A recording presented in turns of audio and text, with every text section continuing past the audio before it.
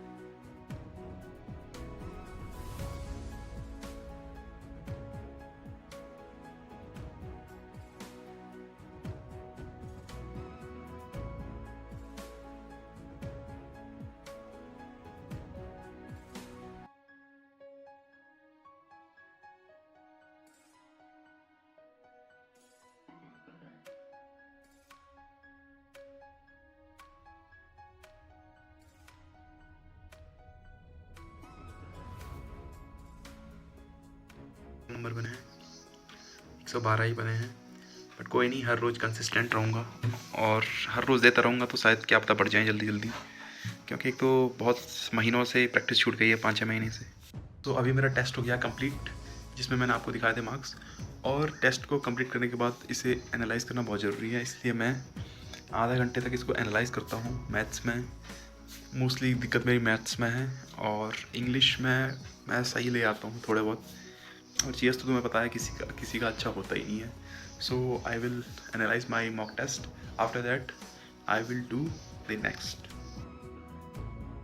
तो मॉक का एनालाइज करके अब मैं कर रहा हूँ इंग्लिश के कम से कम 400-500 वोकैब पढ़ लूँगा। और मैं 400-500 वोकैब इसलिए पढ़ पाता हूँ, कोई सोच रहा होगा कि यार इतना ज़्यादा तो कोई पढ़ नहीं पाता, बट एक्चुअली ये बुक है, ये बुक है मैंने इतनी बार पढ़ लिया, इतनी बार पढ़ना मतलब इतनी बार क्या पढ़ लिया, 3-4 बार पढ़ लिया। तो मेरे को सिर्फ आंखें घुमानी होती हैं, जैसे मैं ऊपर से पढ़ता हूँ ऐसे करके। जैसे इसकी हालत अच्छे से देखो तो आपको पता चल जाएगा कि हाँ, ये बहुत बार रिवीजन हो चुका है इसका।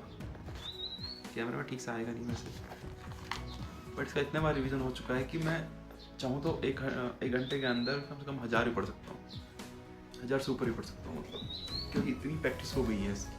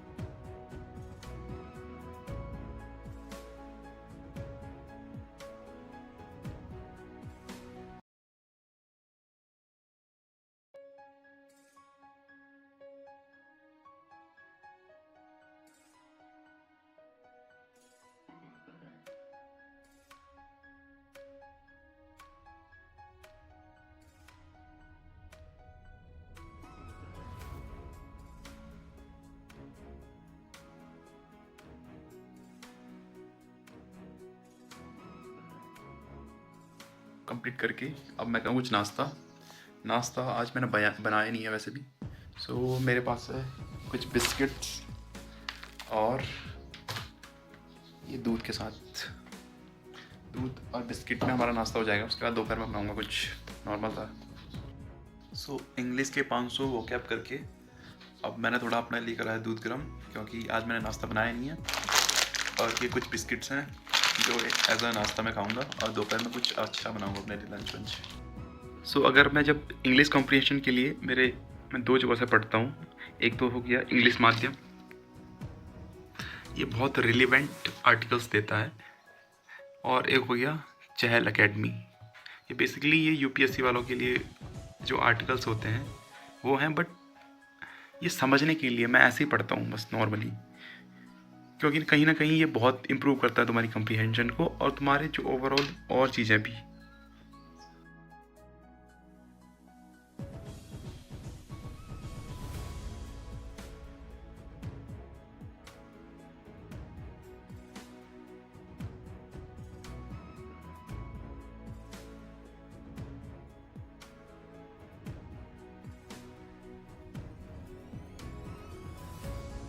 तो अभी पहले मैं मैथ्स में प्रॉफिट एंड लॉस का 100 क्वेश्चंस पूरे करूंगा, उसके बाद आगे कुछ प्रोसीड करूंगा। आज मैं मैथ जल्दी कर रहा हूं क्योंकि मुझे लगता है कि जो मैथ्स है वो पहले करना चाहिए, क्योंकि मेरे को बोरिंग सा लगता है मैथ्स। तो पहले मैं मैथ करूँगा, बाद में जीके जीएस ये चीज़ें करूँगा।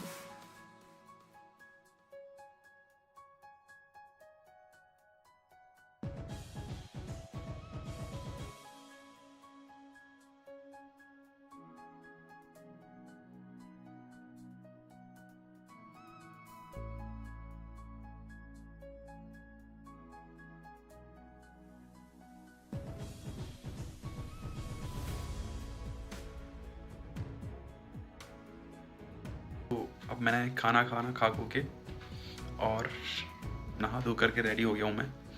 अब मैं पढ़ूँगा GS 5 चैप्टर्स 11 to 16, क्योंकि मैंने कल 7 से और 11 तक पढ़ा था। मतलब हर रोज़ मैं 5 चैप्टर्स का रिवाइज़ करता हूँ। ये नोट्स मैंने परमार सर से बनाए थे, एज़ यू नो। जैसे कि मतलब जो भी SSC वाले हैं वो ज़रूर जानते होंगे कि परमार सर कौन है।